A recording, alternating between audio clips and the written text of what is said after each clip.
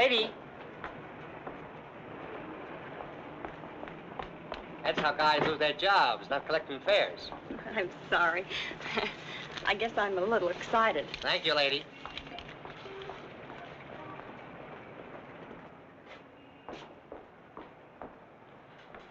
Good evening.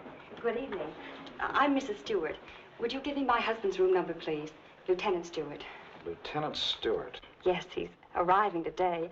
I wired for the reservation. Lieutenant and Mrs. Paul Stewart. You say you wired for a reservation? Yes, Mrs. Paul Stewart. I'm afraid there's been a slip-up. Apparently your wire wasn't received. But I sent it 3 days ago. Well, I'm sorry, Mrs. Stewart. Unfortunately, there's nothing I can do for you. You mean I can't stay here? Well, I wish I could help, but we're completely booked up. But I've got to stay here. This is the only place we can find each other. I thought for 2 years he was dead, and now I don't know if he's been hurt or what. Please don't be upset, Mrs. Stewart. Perhaps I can arrange something. Has Mr. Walters checked in yet? No, sir, not until tomorrow. Fine. Then we can give them 816C for the night. But you will have to leave by noon tomorrow. Yes, of course. Thank you very much. Not at all. Will you register, please?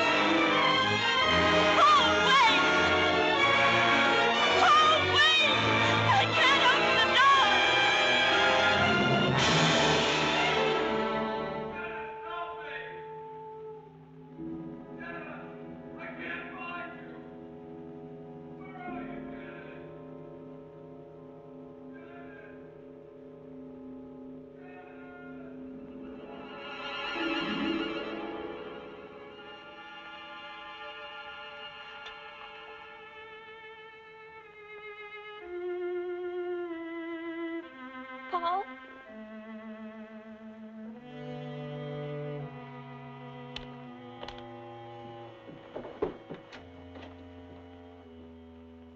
Paul!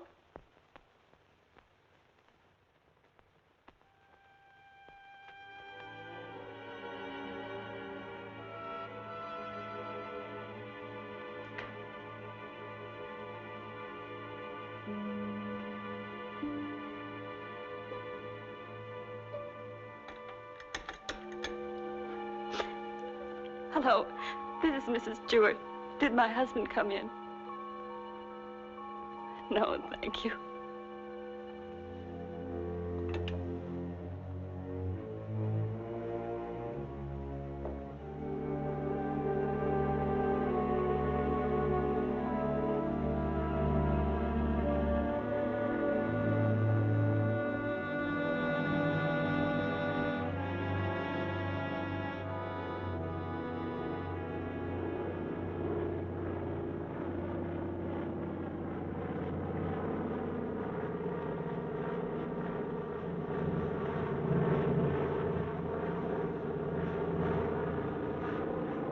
Followed me, Margaret. You've been spying on me. I have. I've been watching you for months, making a fool of yourself.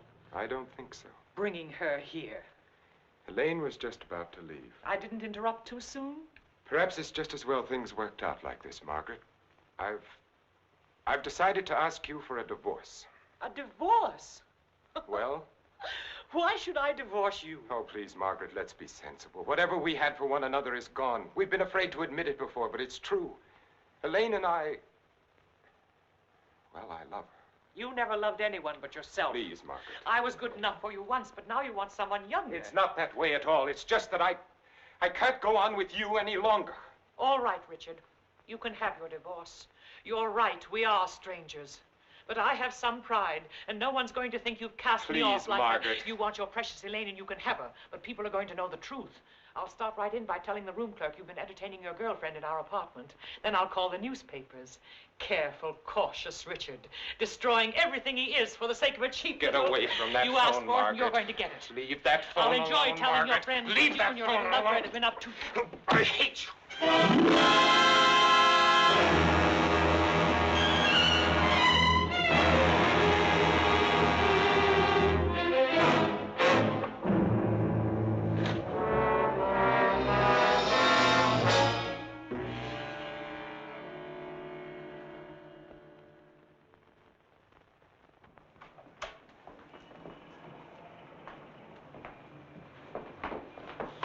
Good morning. Good morning, sir. I'm Lieutenant Stewart. Oh, yes, Lieutenant. We've been expecting you. Your wife's certainly going to be glad to see you, sir. Mr. Blake, this is Lieutenant Stewart. Mr. Blake's our manager. Lieutenant, you really had us worried. I'm glad you finally got here. For a while, I wasn't sure we'd make it. The weatherman threw the book at us. Well, you're in for a real welcome. 816C, boy.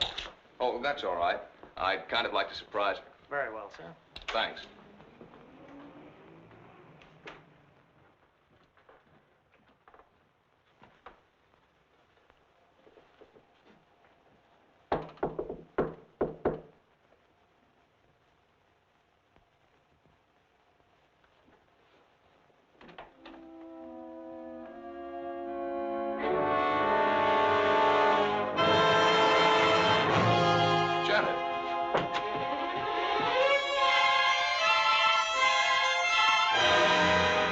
Darling, what's the matter?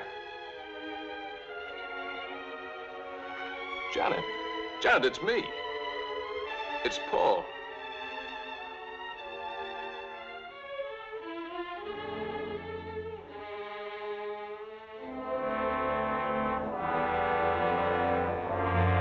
Janet!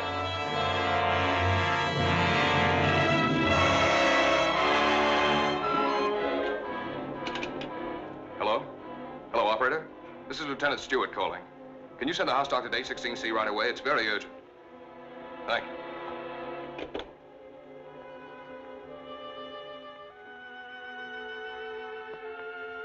Well?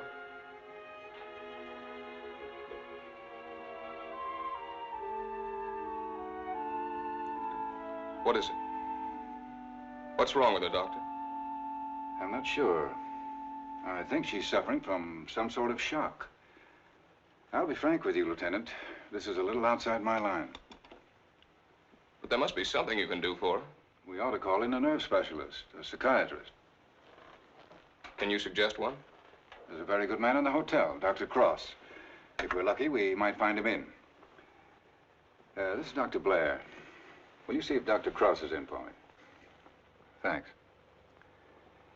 Cross has had a lot of experience with this sort of thing.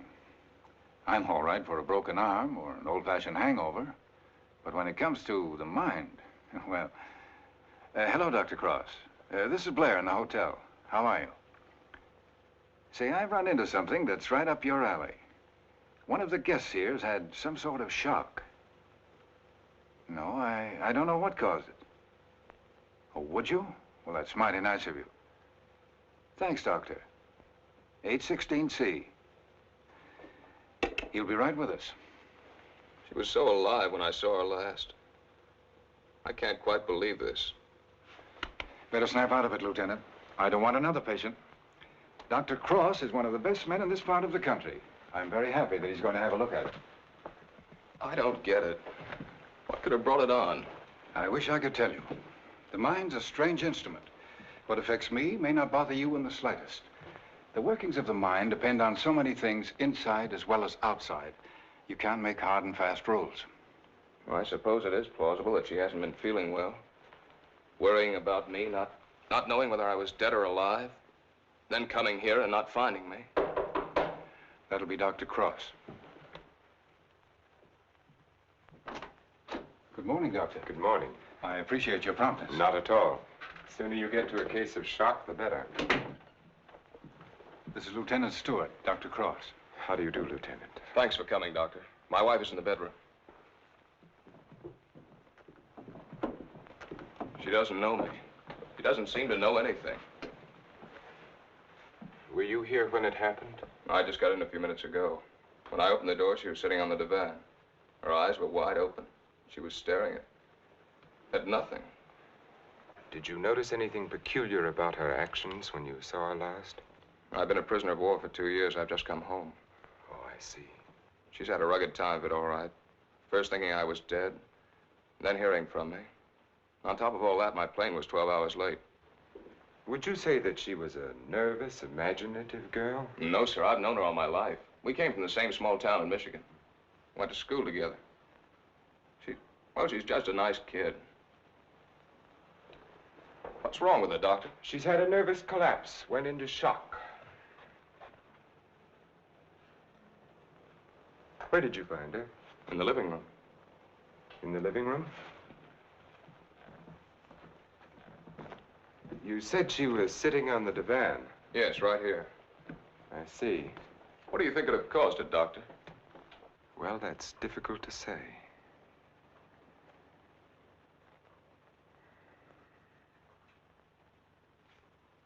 You have no idea how long she might have been sitting there. No. Oh, the clerk did say she phoned down about 1 in the morning. Between 1 and 8:30. What difference does that make, Doctor? The important thing is what can you do for her? It's hard for a doctor to make promises. We can only do our best. Are you living permanently at the hotel? No, as a matter of fact, we've got to clear out by noon. Oh, I see. But then I'd better take her to my place. She's going to need someone with her night and day. Dr. Cross has a private sanitarium just out of town. I see. Believe me, Lieutenant, it's best for her. But there must be a hospital here in San Francisco. I'd like to be near her. Of course. But I'm at my place every day. It's in the country, and she'll get plenty of fresh air and quiet. If I were you, Lieutenant, I'd listen to Dr. Cross. Okay. You men know best. Just get her well again. I was getting ready to leave when you called. I'll take Mrs. Stewart up with me now.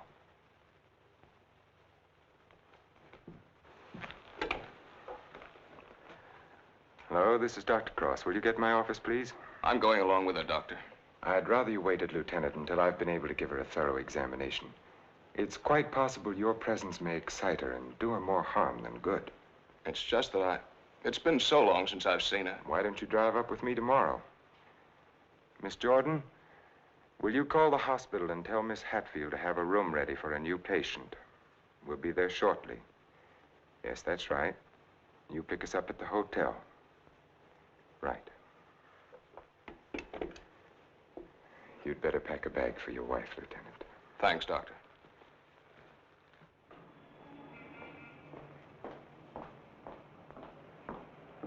I'm from Dr. Cross's office. We were to pick up a patient. Oh, yes. They're on their way down now. Thank you.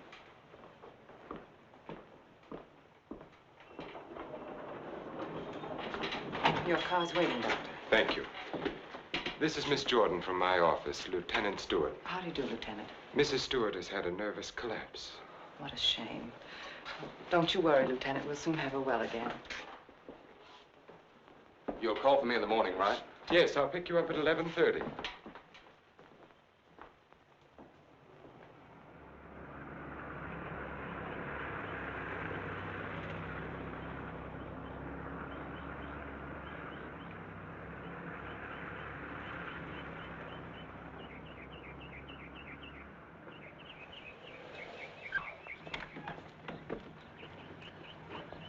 Put her to bed and have Dr. Stevens give her an injection of scopolamine. Yes, Doctor.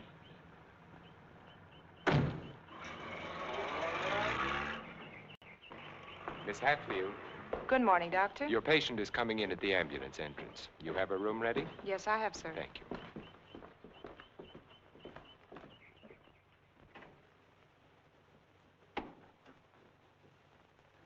Good morning, sir. Good morning, Doctor. How is she? Quite relaxed, sir. What's her trouble? Amnesia shock. She's had her injection. Yes, she's ready to talk now. Thank you. That'll be all.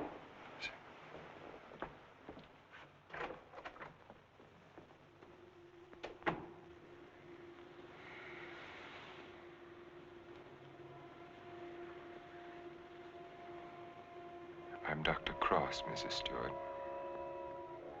I am your friend. I'm here to help you. I want you to think. You're going to remember things now. You went to meet your husband at the Belmont Arms. Do you remember that? You were worried about Paul. He didn't arrive on time. You were too nervous to sleep. Did you walk out on the balcony? Yes. I walked out on the balcony. See, you can remember. Now, what did you see from the balcony? They were quarreling. You heard them distinctly? I... Did you hear them distinctly? He's trying to stop her. He's going to hit her. He's hitting her head. He's killing her. Who? Who's hurting the woman? That man. He's her husband. He's killing her.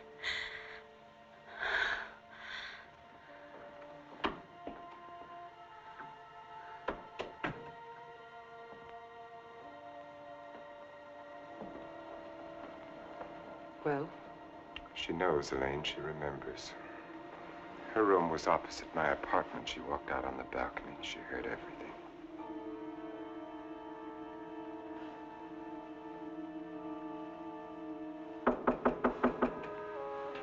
Yes? Can you come now, Doctor? They're having trouble with Mr. Edwards again. Yes.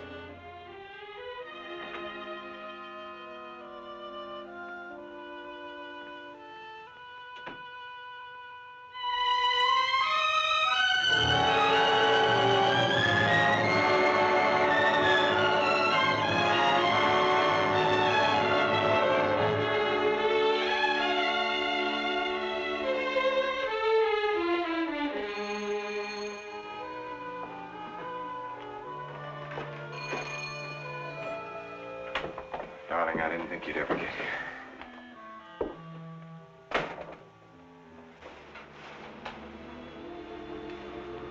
I love you.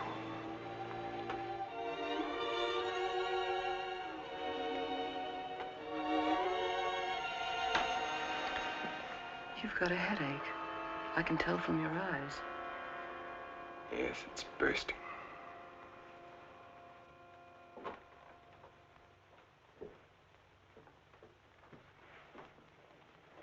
You did it?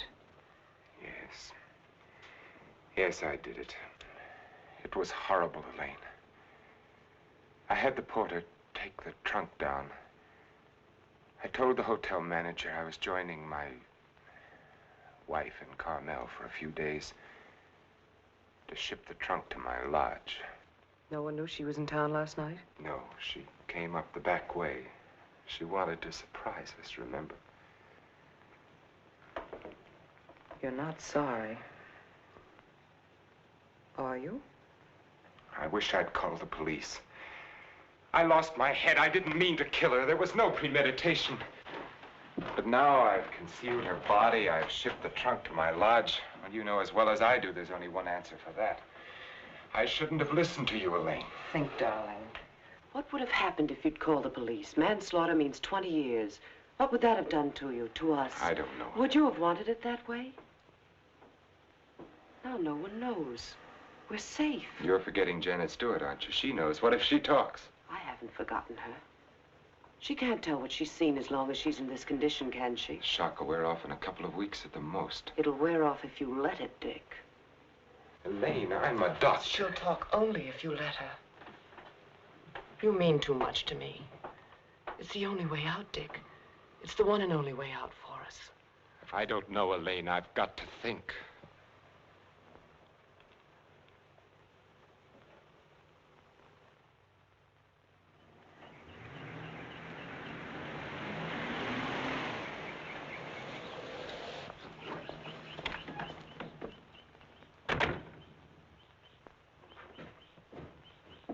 Good morning, Mrs. Penny. Good morning, Doctor. You're looking very well today. Thank you, Doctor. Good morning, Doctor. Good morning, Miss Hatfield. This is Lieutenant Stewart. Miss Hatfield's our head nurse. How do you do, Lieutenant? Is Miss Jordan with Mrs. Stewart? Yes, she is, Doctor.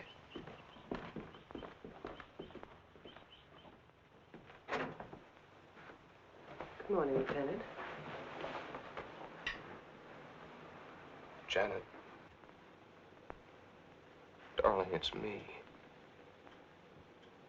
It's Paul. I'm home, dear.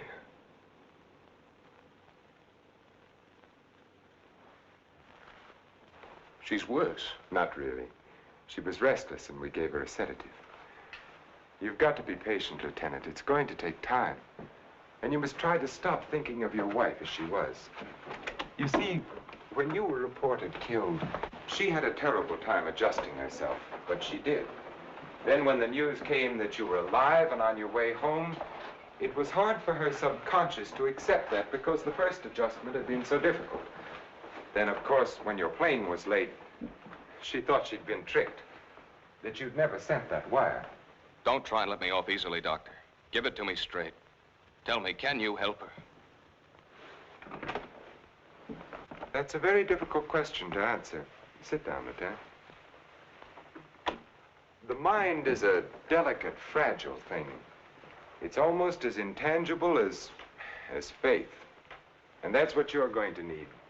A lot of faith in yourself and in your wife and in me. Please don't think I haven't faith in you, Doctor, because I have. But yesterday, after you left with Janet, I needed someone to talk to. Of course. So I went to the Army hospital and I talked with some of the doctors. I told them Janet was in your care. They said that I couldn't find a better man. But, well, you know how it is. I figured that maybe two minds might be better than one. And I asked if another opinion mightn't help. Well, that's perfectly understandable. If you want a consultant, by all means, bring one in. Thanks. They recommended Dr. Franklin Harvey. Harvey? Well, I studied under him. He's probably the best man in his field. Oh, that's swell, Doctor. I was a little embarrassed. I didn't want you to think that... Not at all. I'll phone Dr. Harvey and have him out here. Good. Well, I might as well go back to town. If it's all right, I'll run out again tomorrow.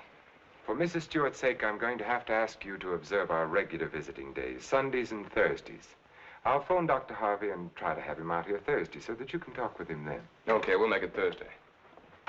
Oh, I thought you'd like to know, Lieutenant. She's resting quite easily now. Thanks. Goodbye, Doctor. Miss Jordan. Bye.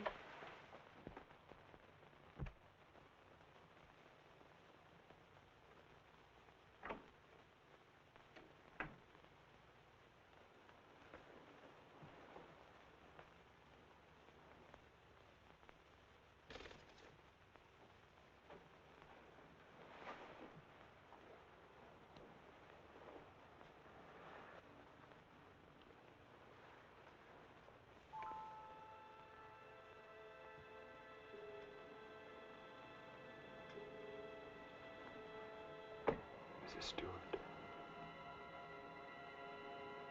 Mrs. Stewart. You're going out on that balcony again, Mrs. Stewart.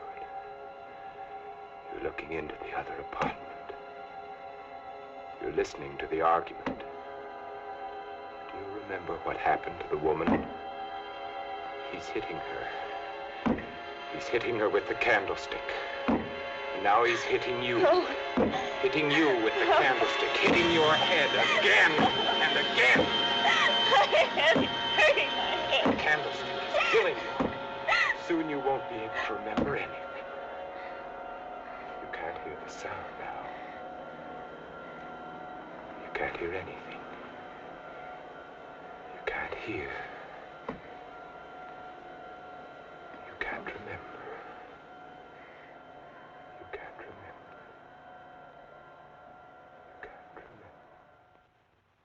Edward's condition is deteriorating rapidly.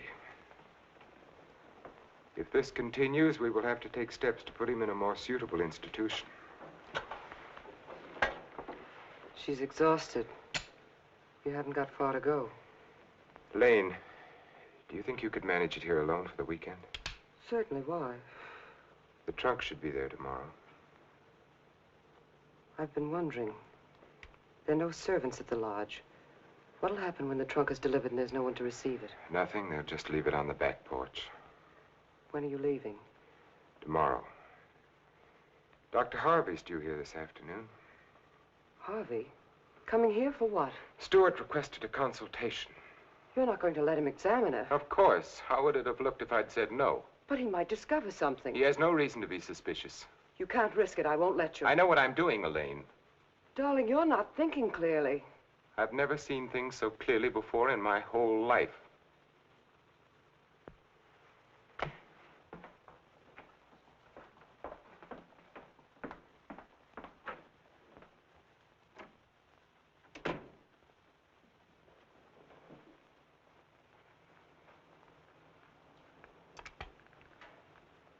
You'll send me a report on her spinal test Yes, Dr. Harvey.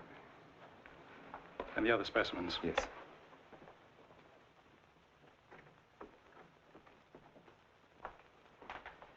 You know, Richard, I'm not sure I completely agree this was all brought on by her husband's late arrival. That was a contributing circumstance. I feel there may have been something else. Well, that's always possible, of course, sir. But I found no evidence of it. Just speculation. Will you have a cigar, sir? Yes, thank you. Let's continue the present treatment and see how she comes along. Yes. I notice, Richard, you've been giving her sedatives. Yes, I have. She's been pretty difficult at times. I'd go easy on them. If she's under sedation, there's no way of knowing when she comes back to normal. No, I'd planned to take her off them within the next 24 hours. Fine. By the way, how's Margaret? I'm joining her at the lodge. Give her my regards when you see her. I will, thank you, sir. Well, I'd better talk with the young man. Sometimes I wonder which are more difficult, patients or their families.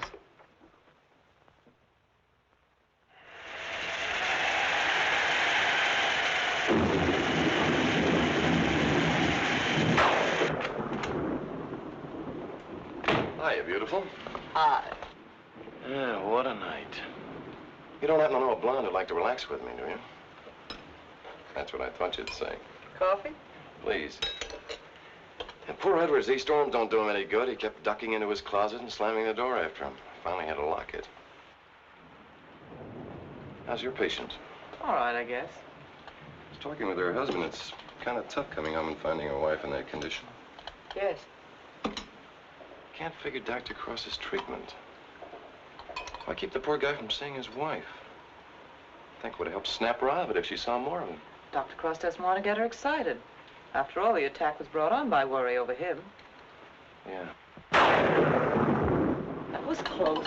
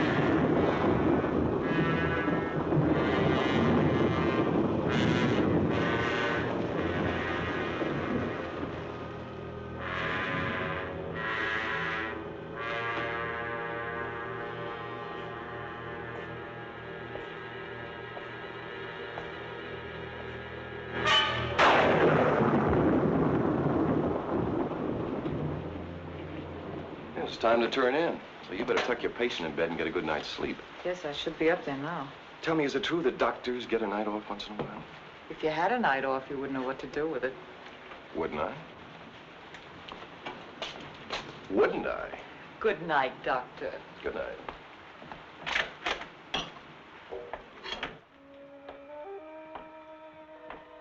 Well, another stormy weekend. It is my night off.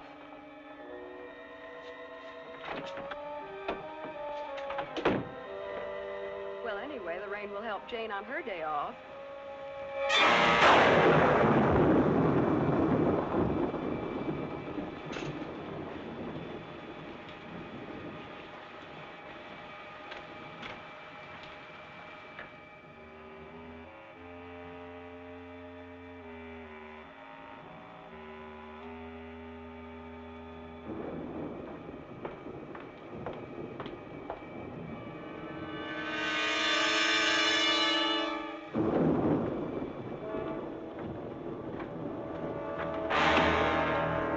Who's there? Why, Mr. Edwards, you shouldn't be in here. Come, I'll take you back Don't to your...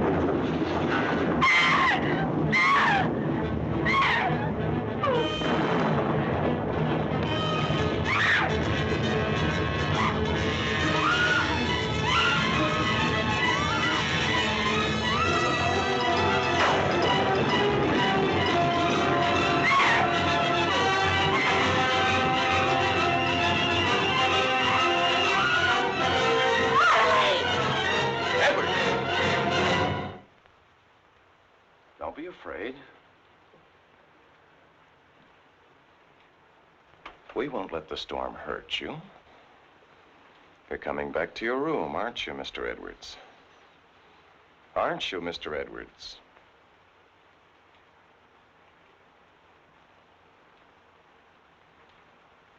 That's fine. Come along. Take care of him, Frank. Yes, Doctor.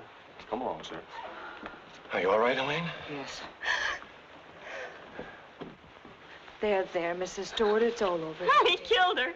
He hit her on the head and he killed her. Her husband killed her.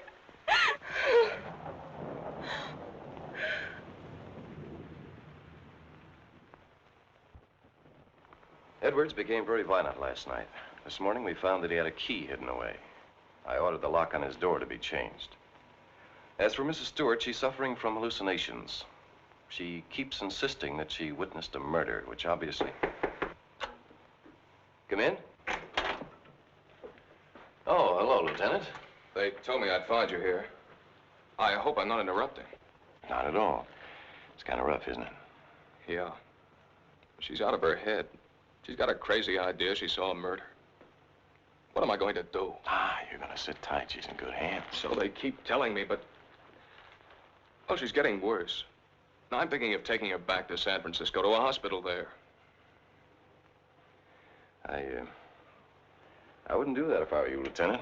Dr. Cross is tops, you know that. You brought Harvey in to consult. You can't do any better than that. But I can't just sit around and watch her get worse. I've got to do something. Lieutenant, I wouldn't try to kid you for the world. So far, we've tried to snap her out of it with quiet and rest and simple foods. Well, there are a dozen other things we can do. Electric therapy, insulin shock. Insulin shock. They use that in the Army on guys who blow their tops. Well, sure they do, because it often helps. But you're not going to turn it down on that account, are you? No.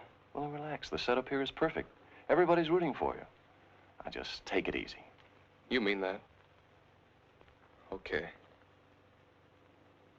Say, put in a couple of extra licks, Doc. I'd kind of like to take her home soon. Okay, Lieutenant. We'll do everything we possibly can for her. Goodbye, Doctor. Goodbye. Oh, I beg your pardon. Look at this. Mrs. Cross is dead. What? The body of Mrs. Margaret Cross, wife of the noted psychiatrist, has just been recovered from its resting place among the rocks at Point Lobos. Mrs. Cross has been missing since Friday night. Coroner Jess Haynes has pronounced the death accidental.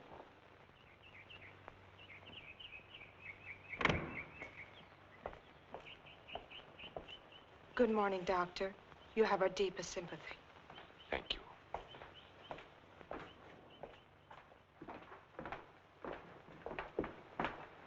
I'm terribly sorry, Doctor. Thank you. Will you come in, Miss Jewett? Yes, sir.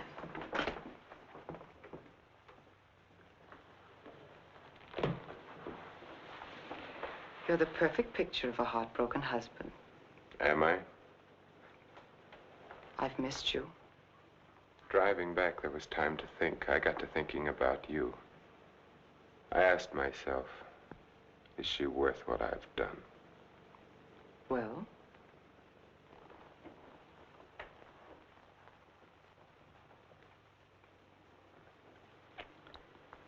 That was a very satisfactory answer. How did things go while I was away? Oh, darling, things are going so well I can hardly believe it. What do you mean? Mr. Edwards got out during the storm. He went into a room. What? He went after me. I struggled with him. She woke up and confused Mr. Edwards with you. She was thrown back into that night at the hotel. Oh, Elaine, that undoes everything I've tried to do. No, Stevens and Miss Hatfield heard her. They're convinced she's insane. Now, no matter what she says, they'll think she has hallucinations. I see. But you don't see, darling. Before you were trying to make her forget.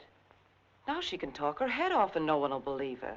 If we can encourage her to talk, convince her husband that she's insane, we can keep her here as long as it suits us. Then have her committed.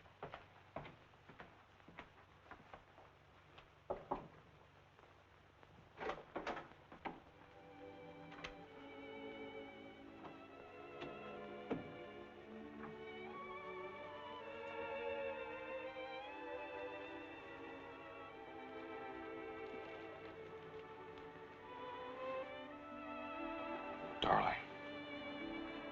Janet, darling. It's me. Wake up. I'm here, dear.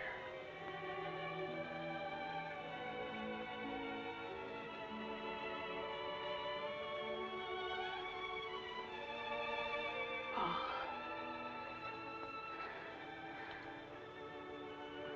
I've waited all night for you, darling. What took you so long? Don't worry, I'm with you now. We have to be out by morning, Paul. They won't let us stay. Lieutenant Stewart. You shouldn't be in here. Paul! It's him! Who is it, dear? Him! He killed her. He killed his wife. He picked something up, Paul, and he hit her with it. He was arguing with her, and he killed her. I know, dear. You've upset her, Lieutenant. You shouldn't have come in here. Come outside with me. Give her a hypodermic, nurse. Don't leave me here. You'll kill me. Come back. Easy, Paul, no. What is it, Doctor? What's happened to her? Lieutenant, I'm going to be perfectly frank with you. What you've just heard is something I've been afraid of. There are times when patients emerging from amnesia suffer from delusions. It doesn't happen often. I'd hoped it wouldn't happen in her case, but you heard her yourself. But why? Well, that's hard to explain. But if you come with me, I think I might be able to clarify it for you.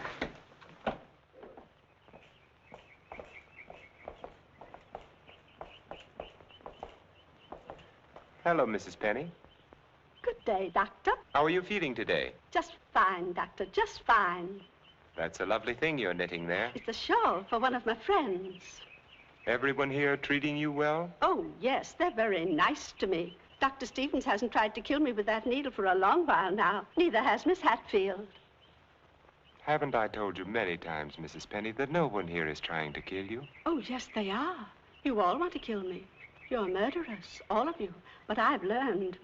I'm too smart for you.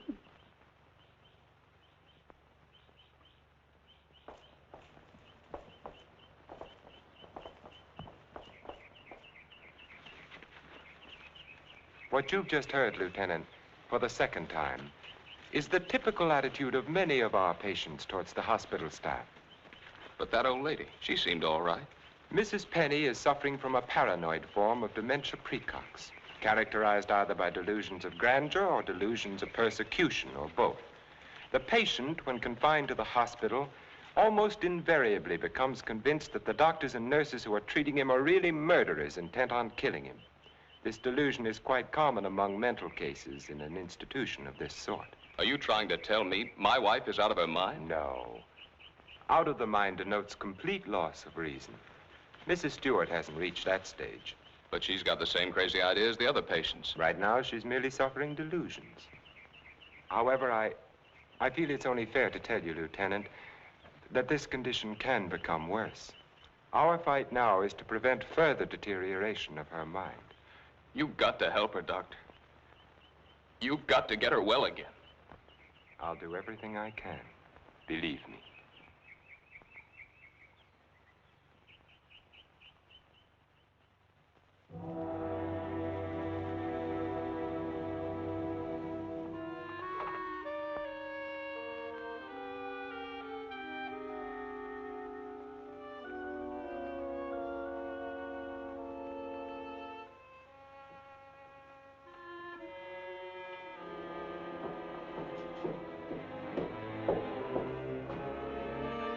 Come now, Mrs. Stewart, you shouldn't be out of bed. Will you help me, please? Please, please help me. Get the police here, please. We don't need the police, Mrs. Stewart. You come along with me and everything will be all You right. don't understand. There's nothing the matter with me. I want the police. That doctor's a murderer. But you go back to bed and we'll call the police. Don't talk to me as if I were crazy. I'm telling you the truth. Orderly. Now come along, Mrs. Stewart. No one is going to hurt you. No, Everything is let going to me be all go. right. Orderly! Let me go. No. I'm not crazy. I'm not crazy. I wish you could have been there to see her yourself. Yes, I heard about it this morning. She had the usual delusions. She kept insisting that you were a murderer. You know how they get. She wanted me to call the police. For a moment, she became very violent. I had to give her a sedative. I think we ought to do something about her. I agree with you, Doctor. I'll be in to see her in a few minutes. Thank you, sir. Thank you. There, you see? Everything worked out just as we planned. Yes. Well, smile, darling. It's fallen right in our lap. You don't seem particularly pleased. I am. Of course I am, Elaine. But what are you going to do? I'm going to try to find something that will convince her that she's insane. You'd better get back to her now, darling. I'll be over in a few minutes. Right.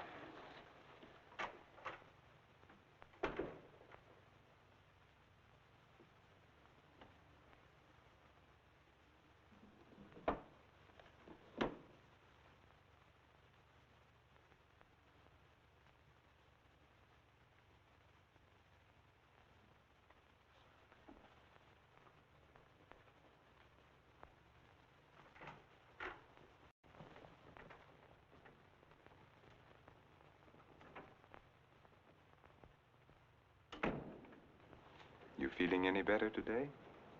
I'm all right. There's nothing the matter with me. Miss Jordan tells me that you're still talking about some woman I'm supposed to have killed. I've asked you to stop thinking about such things, Mrs. Stewart. But it was your own wife.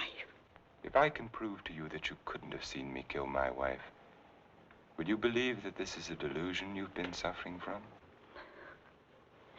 You were arguing with her about a divorce.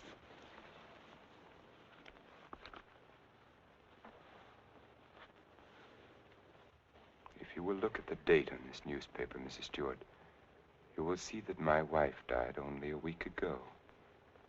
You have been a patient here for over 3 weeks now. 3 weeks? That's right. So you see, this has all been a very vivid dream. You must fight these dreams, Mrs. Stewart, or they're going to become worse, and we don't want that to happen. My mind is all right. It's not all right, Mrs. Stewart. Your mind is sick, and it's getting worse.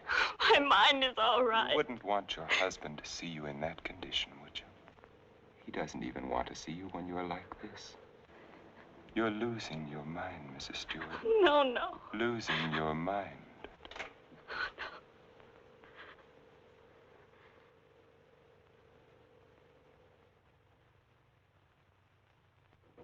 Thank you, Miss Hatfield. Dr. Cross, Yes? there's someone in your office to see you. Did I have an appointment? No, sir. He's from the District Attorney's Office of Monterey. Oh, yes, thank you.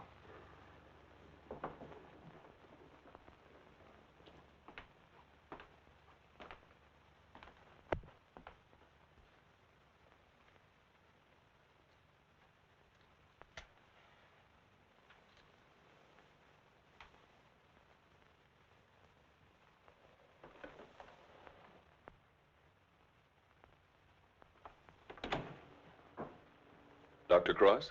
Yes? How are you? My name's O'Neill. I'm with the district attorney's office in Monterey County. Oh, yes. What can I do for you? It's in connection with your wife's death, Doctor. I thought the case had been closed. Something happened this week that made us consider the possibility that your wife didn't fall into that chasm by accident. I don't understand. A couple of days ago, someone broke into Harwood Lodge, beat Mrs. Harwood into unconsciousness, and made off with her valuables. We caught the thief day before yesterday.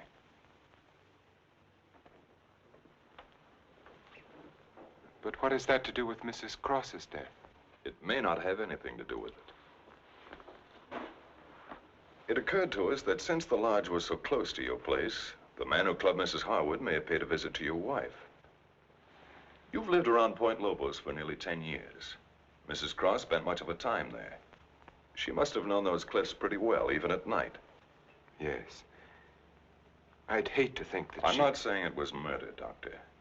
I'm just checking. Of course. I'll do everything I can to help you. I knew you'd feel that way about it. Have you checked your place to see if anything was missing? I'm sure there isn't, or I'd have noticed it. If it's all right with you, Doctor, we'd like to have Mrs. Cross's body exhumed. But the coroner said... It was only a routine examination. Well, I don't know as that's necessary, Mr. O'Neill. You've got your man. All we've got is a drunken old tramp who clubbed Mrs. Harwood and stole a little money and jewelry. We can't know about Mrs. Cross unless the body's exhumed. But it seems almost sacrilegious. Hasn't she been through enough? Haven't I? I'd hoped you'd be more understanding, Doctor. Naturally, we'll get a court order, but it would be much simpler if you... If this tramp killed your wife, you want to see him punished, don't you? Of course. Then you can't conscientiously object to the exhumation. No. No, Mr. O'Neill, I can't. If the man is guilty, he must be punished, of course. Thank you, Doctor. You'll hear from me one way or the other within the next few days. Thank you for your cooperation.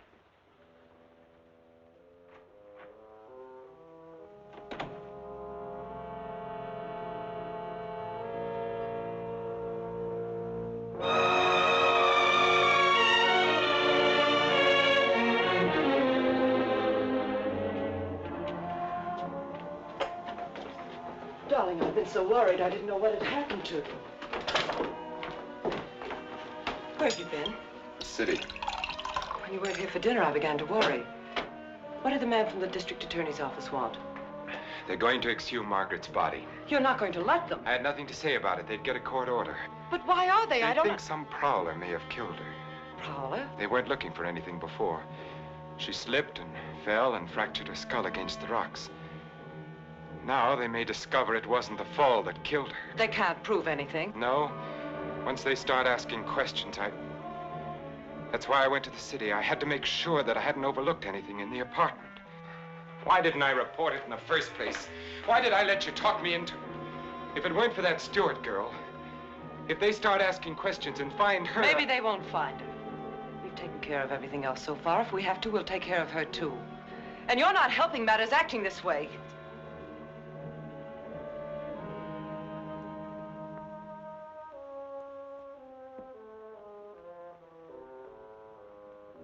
If a man wanted to, if he had courage, he could get rid of her and no one would ever know. The doctor has an advantage. I could give her insulin shock treatment. Shock treatment's indicated in a case like hers. I could give her 4 injections. Then with the last one, an overdose. No one would ever know the difference. Then we'd be safe. No matter what the district attorney's office found, we'd be safe. They'd have nothing on us, Richard. We could get married then. You'd be yourself again, Richard. We'd find peace and quiet here, just the 2 of us. You don't think I'd do it, do you? Why not? Is her life more important than ours? I've had enough. Look, Elaine, I can't go on like this. Things keep piling up.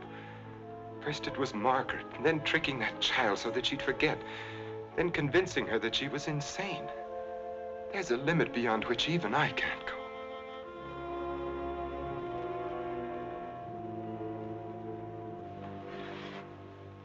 Richard, remember the first night I came here?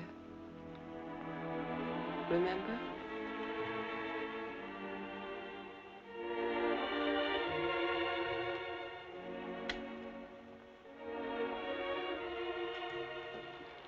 You were alone. You were sitting here in front of the fireplace with a sick headache. The lights were out. You didn't hear me when I knocked, and I opened the door and you said, "Oh, it's you, Miss Jordan." You called me Miss Jordan then, remember? I told you I had to see you about Mrs. Penny's prescription. You talked to me and you saw that I was tired and you asked me if I wouldn't have a drink. I hesitated and you said, "I won't bite your head off, Miss Jordan." And we had a drink. Remember? You sat here for a long time and then suddenly you laughed and you said your headache was gone. And you asked me about my family and I told you. And we both laughed. Remember?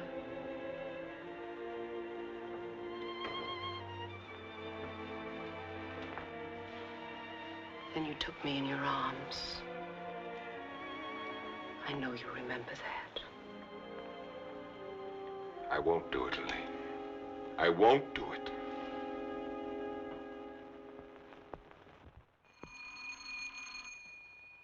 Just a minute, I'm coming.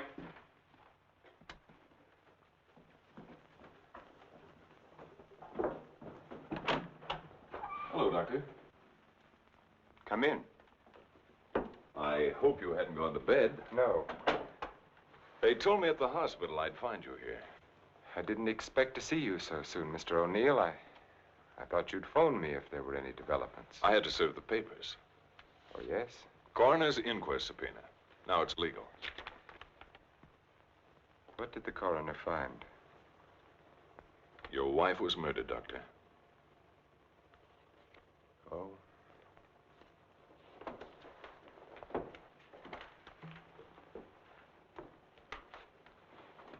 Are you sure?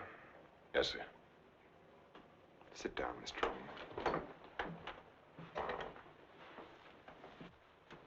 She was beaten over the head, suffered an explosive fracture. Death was practically instantaneous. This prowler you told me about, you think he did it? It seems so. He clubbed Mrs. Harwood. Your wife went out the same way. A pattern. Killers usually follow a pattern. You don't know how she was killed? I mean, the weapon? She was struck with a candlestick. A candlestick? Are you sure? A heavy silver one. How can you know? Microscope. There were particles of silver in the wound. They told us it was a silver object. There were bits of wax mixed in with the silver. They told us it was a candlestick. It must have been a heavy candlestick to have done the damage. Just routine, Doctor. A criminal doesn't have much of a chance these days, does he? No, sir. By the way, do you have any silver candlesticks at the lodge? We might have. I'd like your permission to go through the house. The murderer may have left the candlestick behind, in which case we'll get fingerprints. If he got rid of the weapon, we may be able to find the mate. Then we'll know what to look for. Of course, go right ahead. Thanks. Now, if we can find the candlestick, our troubles are over. By the way, when did you see Mrs. Cross last? Alive, I mean. Oh, a couple of weeks before she was killed. Why? Can you place it a little more definitely? I think so. Things had been piling up around here, and I needed a change. So I drove down to Point Lobos on a Friday night. Anyone see you? I don't think so. Why? We're trying to fix the exact time of her death.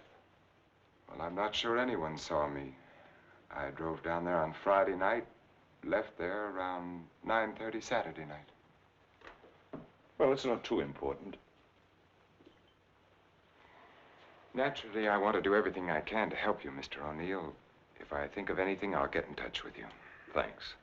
Sorry to bother you so late. That's all right. See you at the inquest. night, Doctor. Good night.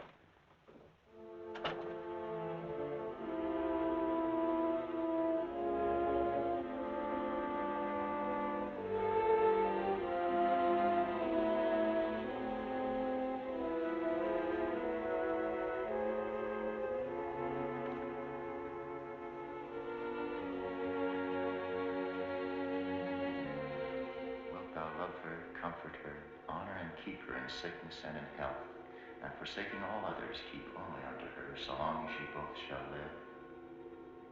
I will. What's the matter, Richard? You haven't been yourself lately. Something on your mind? Darling, what's happening with us? Richard, I must speak to you. People are talking about you and that nurse, Miss Jordan. How do you like my hair, Richard? Of course, I've had it dyed. Everyone says it makes me look years younger. I could give her 4 injections.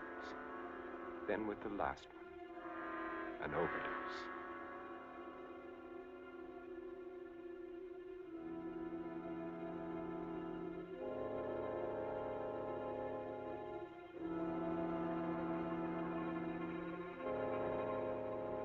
Then we'd be safe. No matter what the district attorney's office found, we'd be safe.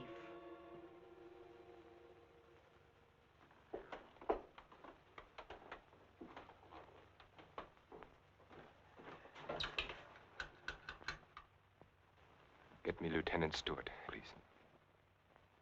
The treatment itself consists of a series of shocks brought on by injections of insulin. The dosage and the degree of shock is gradually increased until we've reached what we feel is the limit the patient's system can stand. Well, if you do give Janet this insulin, how certain can you be that it'll help her? I'm neither a miracle man nor a prophet, Lieutenant. If medicine were an exact science and not an art, I might be able to tell you. But you think there's a chance? Yes, I do. I have seen it work in the Army. All right, Doctor, go ahead and try it. Fine. We'll begin the treatment tomorrow morning.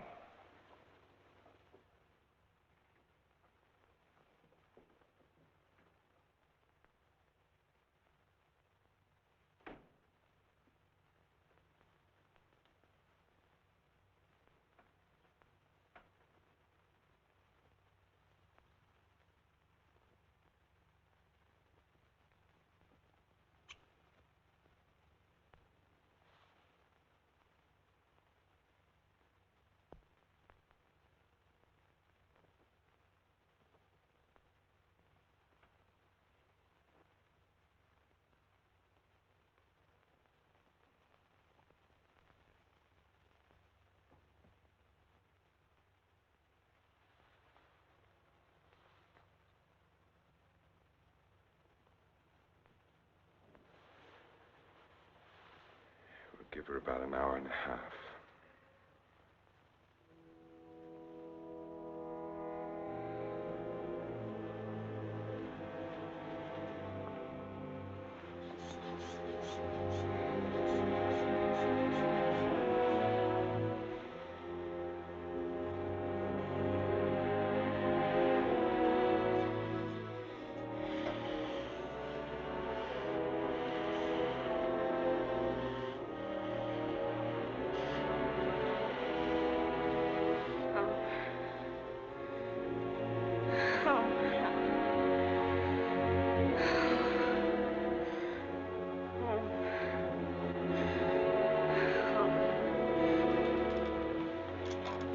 Watch her.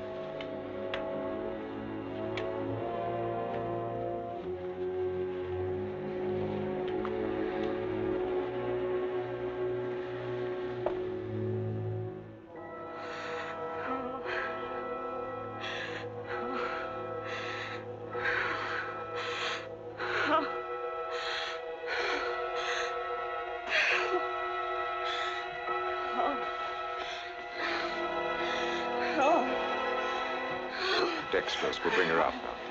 No, please. No.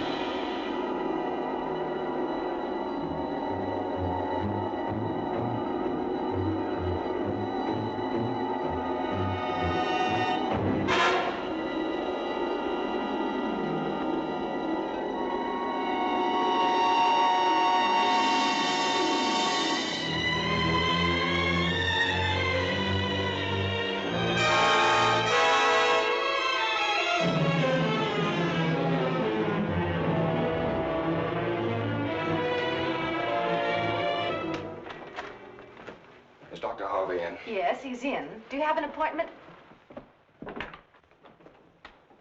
I'll be glad to consult with you, Doctor. I'm sorry to break in this way.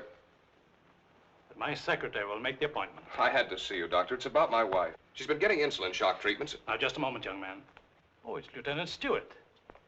Well, we've had some wonderful results with insulin. But after 3 treatments, she still insists she saw Dr. Cross murder his wife with a candlestick. Murder his wife? Yes, and she says he's trying to kill her now. Well, that's a very common delusion. Mrs. Cross is dead, and Dr. Cross did live in our hotel. You and the Crosses were in the same hotel? The Belmont Arms. I see. And when was it she said that? Yesterday? Yes, after the treatment.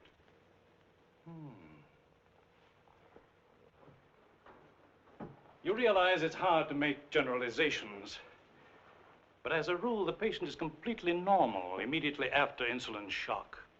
They may relapse into their hallucination after this lucid period. But for that moment, no matter how bad the case, the patient speaks the truth. You're telling me in your own way that Janet's normal. That she's got something on Cross, and he's pretending she's crazy to save his own neck. I'm not saying quite that, but, Will you read this, Doctor?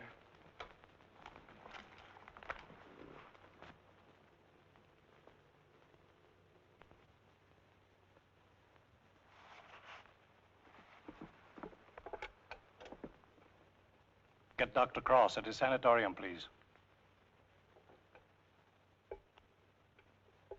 It seems inconceivable. Hello, Dr. Cross. I'm sorry, Dr. Harvey. Dr. Cross is with Mrs. Stewart.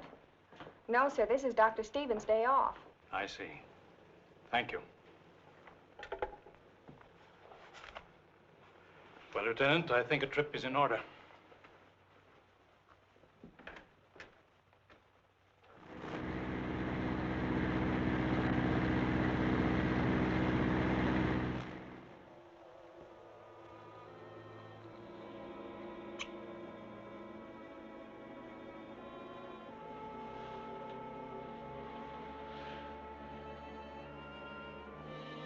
She's the only one who knows Richard.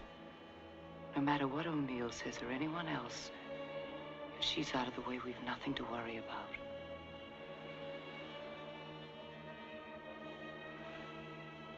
They can hint and guess all they want, but without her, they have nothing.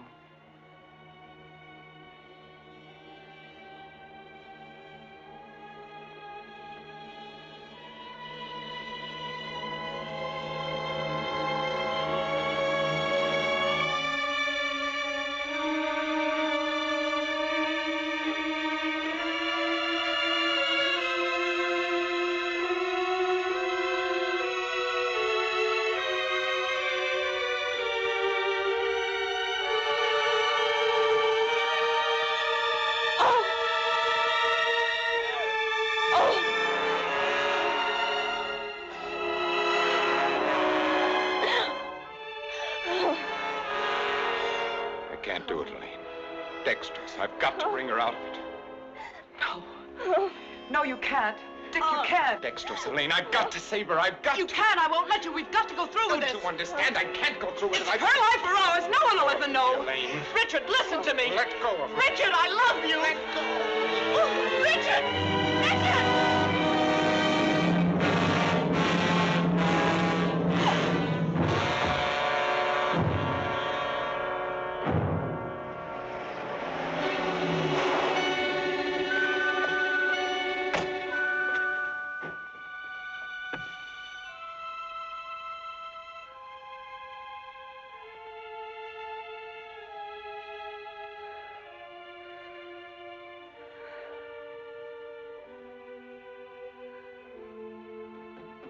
Dr. Cross, where is he? Mrs. Stewart. Come along, I may need you.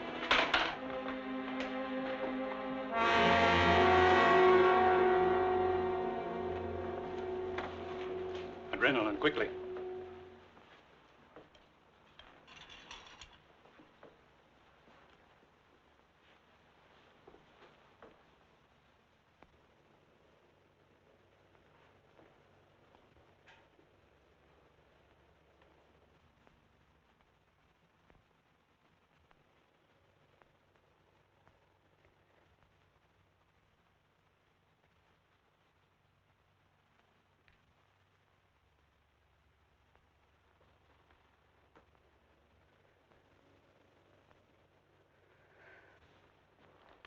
Don't worry, son. She'll come out of it in a couple of hours, and you'll be able to take her home in 2 or 3 days.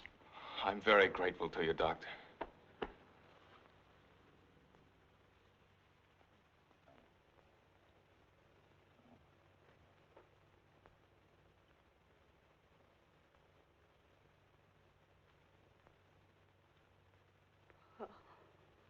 Oh, Janet, darling. September 13th. In the case of Janet Stewart. I gave her insulin shock again today, for the 4th time.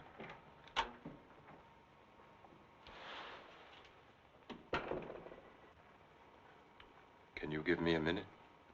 Thank you.